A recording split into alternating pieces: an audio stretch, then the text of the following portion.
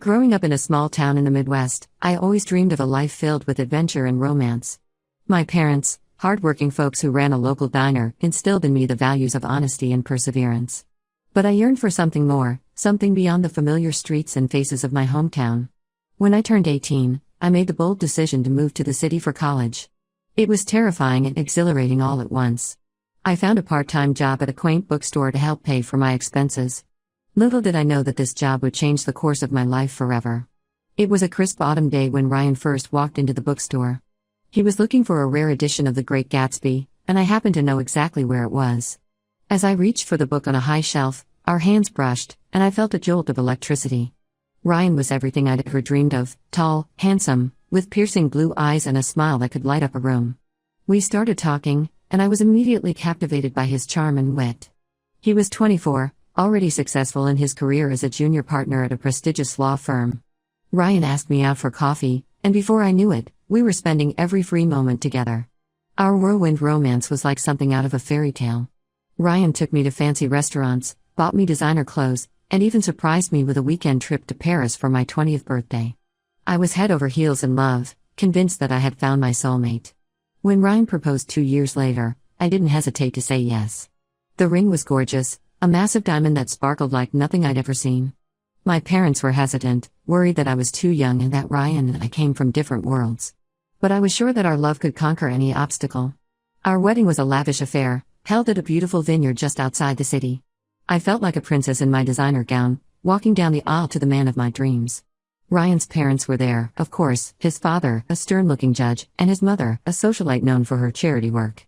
They were polite but distant, and I overheard Ryan's mother making a snide comment about my quaint hometown. The first few years of our marriage were a blur of happiness. We traveled the world, sipping champagne in the Maldives, exploring ancient ruins in Peru, skiing in the Swiss Alps. Ryan's career continued to flourish, and I put my own ambitions on hold, content to be the perfect wife and hostess for his business dinners. When I found out I was pregnant at 25, I was overjoyed.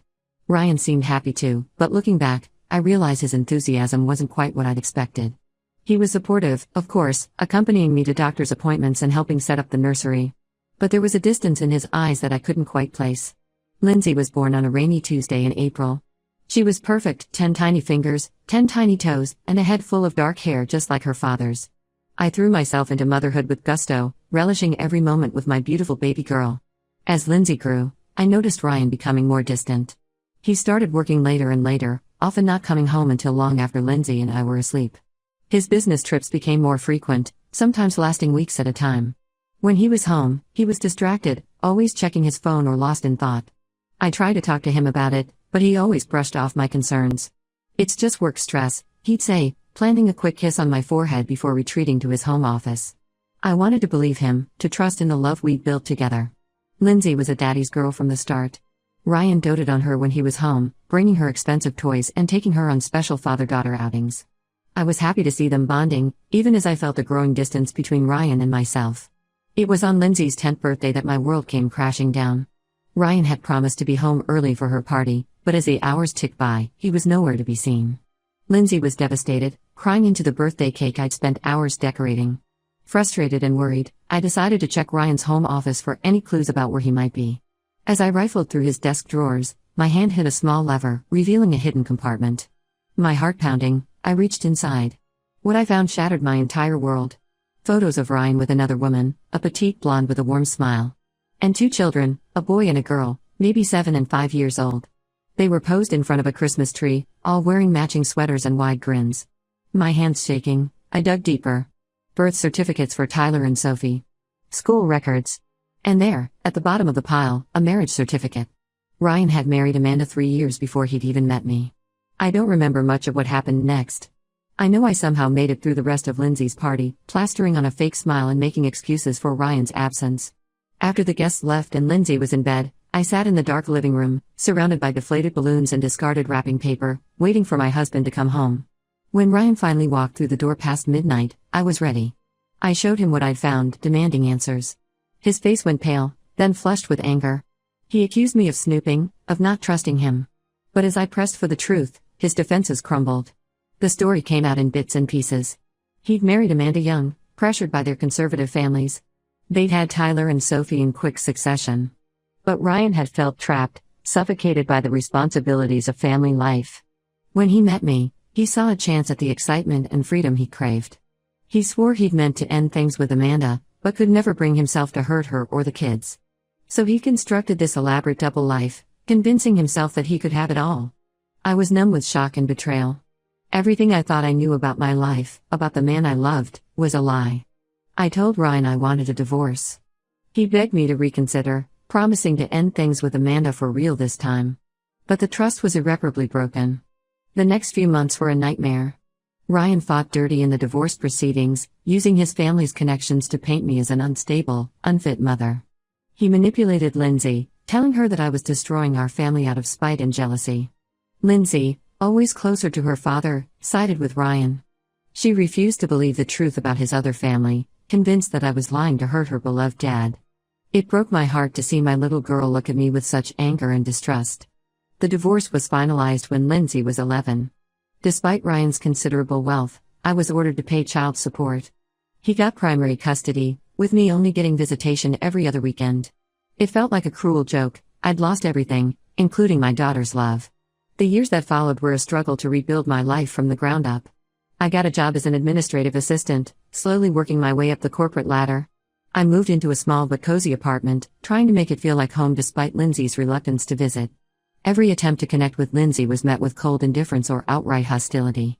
She parroted Ryan's lies about me being selfish and destructive, refusing to listen to my side of the story. I watched helplessly as my sweet little girl transformed into a stranger before my eyes. Now, at 32, I'm finally in a better place. I've got a good job as a project manager, a tight-knit group of friends who've become my support system, and I've even started dating again, though trust doesn't come easily anymore.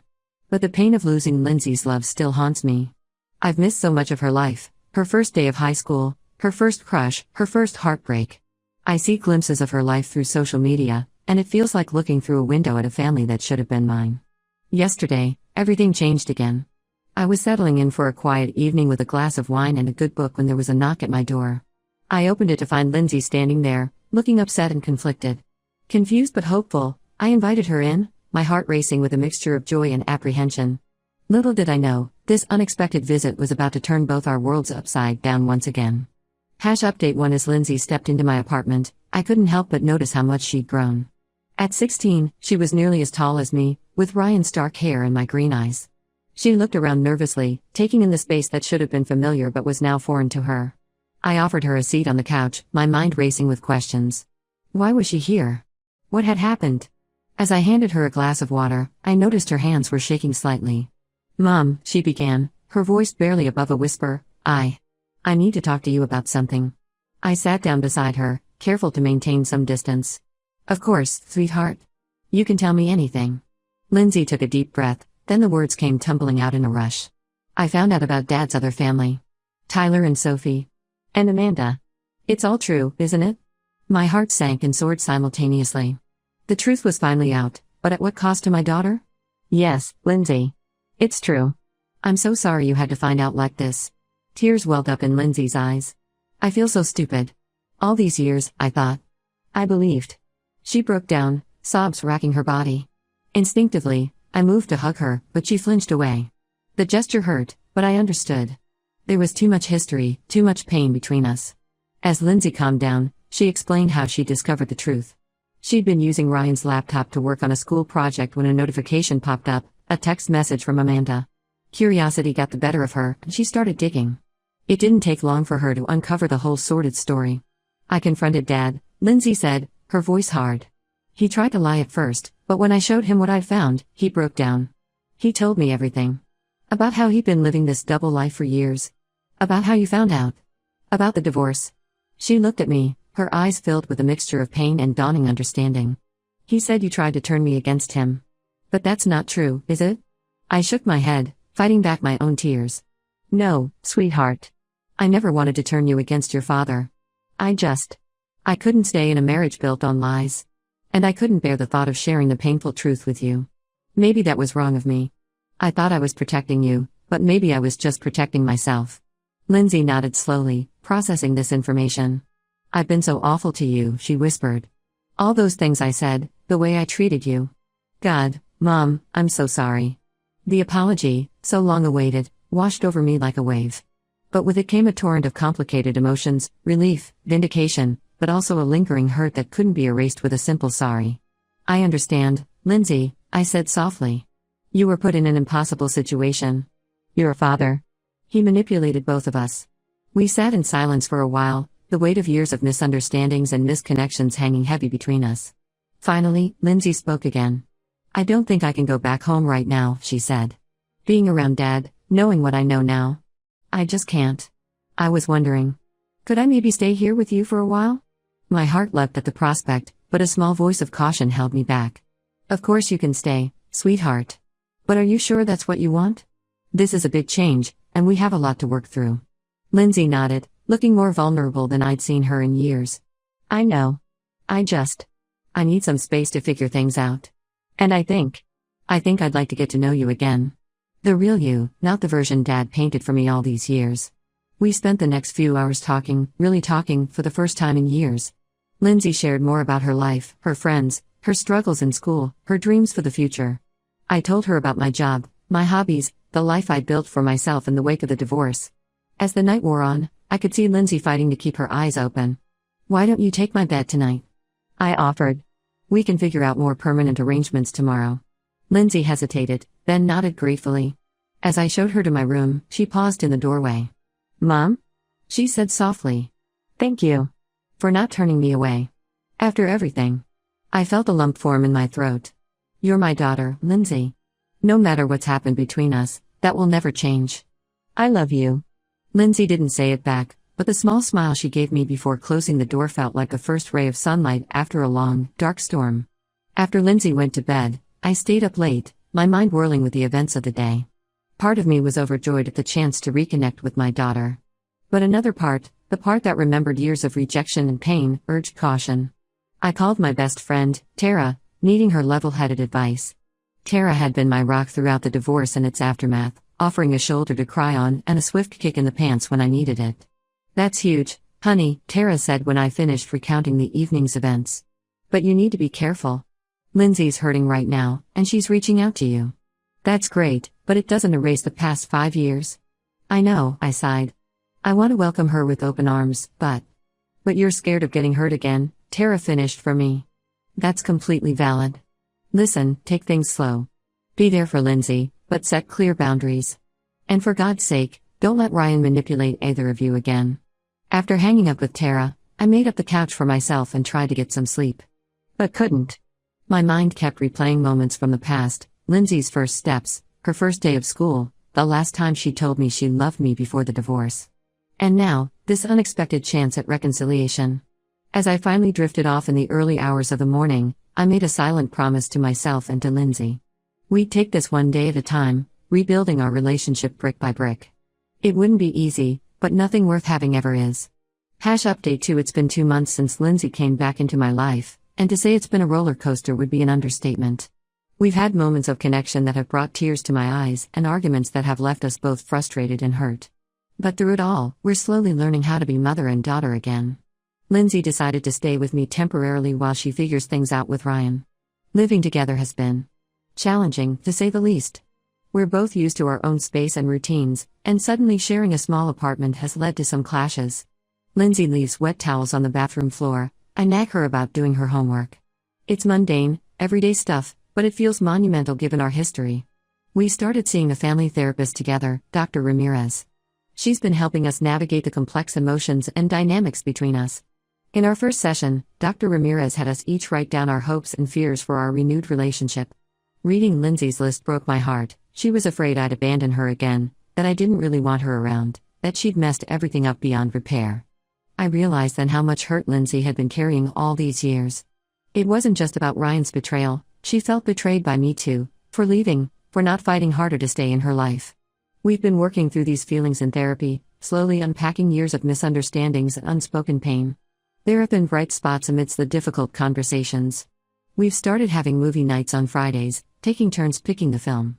Lindsay introduced me to some of her favorite YouTubers, and I've shared my love of classic literature with her. We even tried cooking dinner together last week. It was a disaster that ended with us ordering pizza, but we laughed more than we had in years. Ryan, unsurprisingly, isn't taking this new arrangement well. He's been calling and texting Lindsay constantly, alternating between guilt-tripping her and making grand promises about how things will be different. I've had to resist the urge to interfere, reminding myself that Lindsay needs to navigate this relationship on her own terms. Last week, things came to a head when Ryan showed up at my apartment unannounced. I was in the middle of helping Lindsay with her math homework when the doorbell rang. Opening the door, I was hit by the smell of alcohol before I even registered Ryan's disheveled appearance. "Where's my daughter?" he slurred, trying to push past me into the apartment. I stood my ground. "Ryan, you're drunk. This isn't the time or place for this. Go home." He became belligerent, shouting about how I'd turned Lindsay against him, how I'd ruined his life. I threatened to call the police if he didn't leave. That's when Lindsay came out of her room, drawn by the commotion. Seeing her, Ryan's demeanor changed instantly. "Princess," he said, his voice softening. "Come on, let's go home. You don't belong here." I watched, heart in my throat, as Lindsay approached her father. But instead of going to him, she stood beside me. "Dad," she said, her voice steady despite the slight tremor in her hands, "you need to leave. We can talk when you're sober, but not like this." The look of betrayal on Ryan's face was almost pitiful. He opened his mouth as if to argue, then seemed to deflate. Without another word, he turned and stumbled back to his car. After we were sure he'd driven away, I called him a cab, not willing to risk him driving in that state. Lindsay and I sat on the couch in stunned silence. Finally, Lindsay spoke. "I'm sorry," she whispered. "I never realized. Was he always like this?" I shook my head. "No, sweetheart. You're a father. He's got his demons, but this isn't like him. I think he's struggling with everything that's happened." Lindsay nodded slowly. "Mom?" she said after a moment. "Thank you. For not badmouthing Dad, even after everything. And for being here." We stayed up late that night, talking about things we'd never discussed before. I shared stories about the early days of my relationship with Ryan, the good and the bad. The red flags I'd ignored, the way he'd slowly isolated me from my friends and family. Lindsay listened intently, drawing parallels to her own experiences with her father. As we talked, I realized how much healing I still had to do. I'd spent so long focusing on Lindsay's pain that I hadn't fully processed my own. The next day, I called Dr. Ramirez and set up some individual therapy sessions for myself. Yesterday, we had a breakthrough in our family therapy session. Lindsay opened up about feeling torn between her love for Ryan and her anger at his betrayal. "I feel like I have to choose," she said, tears streaming down her face. "Between you and Dad. Between the life I had and whatever this new life is supposed to be." Dr. Ramirez gently pointed out that it didn't have to be an either/or situation. That it was okay to love both her parents while also being angry and hurt. That healing wasn't a linear process, and it was okay to have conflicting emotions. For the first time, Lindsay also acknowledged the harm she'd caused me by siding with Ryan all these years. "I was so cruel to you," she said, meeting my eyes. "I said horrible things, blamed you for everything. How can you even stand to be around me?" I took her hand, my own vision blurring with tears. "Because you're my daughter," I said simply. "And I love you. Always have, always will. We're taking things day by day, but I'm cautiously optimistic about our future." Lindsay and I are both learning to set boundaries, communicate more openly, and forgive, both each other and ourselves. It's not easy, and I know we have a long road ahead of us. But for the first time in years, I feel like we're walking that road together. Update 3. It's been 6 months since my last update, and I'm happy to report that things have continued to improve between Lindsay and me. We've settled into a comfortable routine, and our relationship feels stronger than ever. Lindsay decided to stay living with me permanently. It wasn't an easy decision for her, and it led to some tense conversations with Ryan. But ultimately, she felt it was the best choice for her mental health and our healing relationship. We spent a weekend redecorating her room, turning it from a temporary crash pad into a space that truly reflects the young woman she's becoming. It was a bonding experience, filled with laughter and a few happy tears as we reminisced over old photos and mementos. Ryan has finally backed off, realizing that his manipulative tactics weren't working anymore. According to Lindsay, he's started therapy himself, which we both cautiously see as a positive step. They're slowly rebuilding their relationship, but on Lindsay's terms this time. She sees him for dinner once a week, and they're talking about maybe taking a short father-daughter trip over the summer. As for me, I've been focusing on personal growth. I've taken up painting again, a hobby I'd abandoned during my marriage to Ryan. It's been incredibly therapeutic, helping me process my emotions in a healthy way. I even sold a few pieces at a local art fair last month, which was a huge confidence boost. Lindsay and I have started a new tradition of Saturday morning hikes. We pack a picnic and drive out to the nearby state park, spending hours exploring trails and talking about everything and nothing. During these walks, we've had some of our most honest conversations. Lindsay recently confided that she's thinking about changing her career plans. She'd always wanted to follow in Ryan's footsteps and become a lawyer, but now she's considering studying social work to help families affected by divorce and complex family dynamics. Seeing Lindsay turn her painful experiences into a desire to help others has been incredibly inspiring. It's reminded me of my own resilience and made me realize how far we've both come. There are still challenging days, of course. Sometimes old hurts resurface, or we fall into old patterns of communication. But now we have the tools to work through these moments together. We're not afraid to call each other out when we're being unfair or hurtful, and we're getting better at listening to understand rather than listening to respond. I'm not naive enough to think everything will be perfect from here on out. Life is messy and complicated, and we're still navigating the ripple effects of Ryan's deception. But I'm no longer afraid of the challenges ahead. Lindsay and I are facing them together, and that makes all the difference.